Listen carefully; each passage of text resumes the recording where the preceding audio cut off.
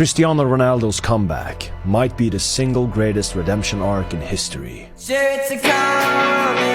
It was barely a year ago that he was sitting on the Manchester United bench under a manager who would come to tear down his confidence and reputation. This led to the media pushing an agenda of Ronaldo being the problem at United, where he would in his first season carry the team in a way that I have never witnessed anyone else do before. How he time after time after time managed to rise up to the occasion against all odds in one of the most dysfunctional teams of all time and constantly be winning them games in the last dying minutes, only to become the one who would take the blame for their fall, and also finding himself outcasted from the team in the process. During this period, the World Cup in Qatar was about to begin as well, and just before the tournament was about to begin, an interview between Ronaldo and Piers Morgan was released, where Ronaldo broke down what was really going on behind closed doors at Manchester United. He went on to explain how the club hadn't evolved at all for the last decade, how the board, the structure and the mentality was weak, and how the younger players neither had the respect or work ethic necessary to reach the top.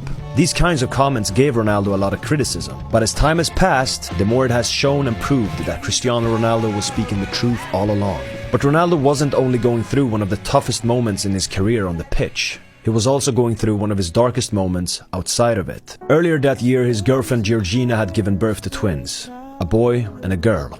But tragically, the boy died at birth. And when Man United were going to start the 2022 season, Ronaldo's daughter got ill, which led to him missing the summer preseason. But instead of being supported by his club, they started to doubt him and didn't really believe his daughter was ill. And of course, this got to the media, who just kept milking this story, making it look once again as if Ronaldo was arrogant and didn't want to train with the team. And so the circus would continue. So when the World Cup in Qatar finally started, Ronaldo had been benched and betrayed by the club that he had given his all for, and he arrived to arguably his last ever World Cup with the hopes of proving people wrong. But at the World Cup, his national team would do the same thing that his club had done, and that was turning their back against him. And once again, he found himself sitting on the bench. Within the span of a few months, both his club and country turned their back on him when he needed them the most. The club and country that he had given his heart and soul for throughout the years. Been there when they needed him the most, and quite literally been the light in their darkest moments.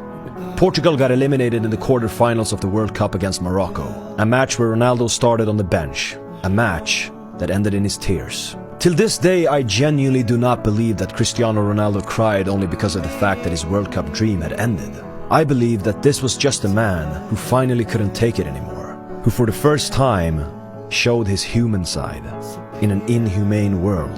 Ronaldo never returned to Man United again, and on December 30th, 2022, just one day before the year ended, he signed for Saudi Arabian Al Nassr.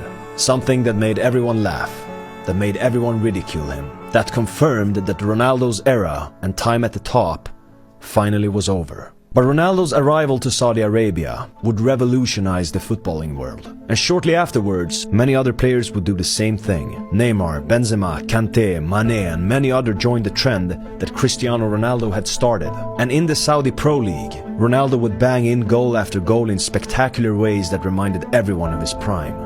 And yes, I know that the Saudi Pro League is far below the European leagues of football, but then when you realize how other stars have performed compared to Ronaldo, it's obvious that he has totally dominated everyone individually. Simultaneously, he found his form in the national team again, where he dominated the European qualifiers, where he scored more goals than the likes of Kylian Mbappe and Harry Kane.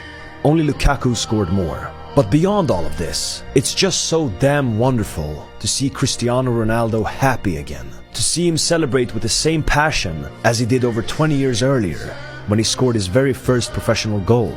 To see the man who made me start watching the game accomplish all of these things till this day, against all odds. The man who was misunderstood, ridiculed, and at the bottom, both on a career level and a personal level, finishing the year as the player with the most goals, 54 goals. At the top again. It's those kind of stories that define Cristiano Ronaldo's legacy. And that, ladies and gentlemen, is how you become a legend who will live till the end of time and beyond.